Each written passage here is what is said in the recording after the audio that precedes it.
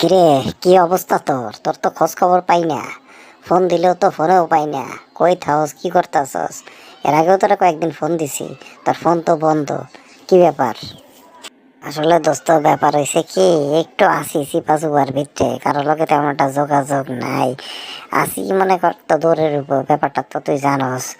তো কাম কাজ একটা ব্যবস্থা কইরা দে, এমনি তো আর চলে না। হ্যাঁ, বুঝছি।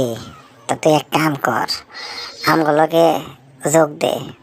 কত আওয়ামী লীগের পোলাপাইন বিএনপিতে যোগ দিতেছে, তা তুই এবার বয়ে থাকবি কে? আমগো তো মনে কর এখন মাল কামানোর দরকার। দল থেকে তো লাভ নাই, যখন যে দল ক্ষমতা আইব টুপুর কইরা ওই দলে ঢুকে যেতে হইব।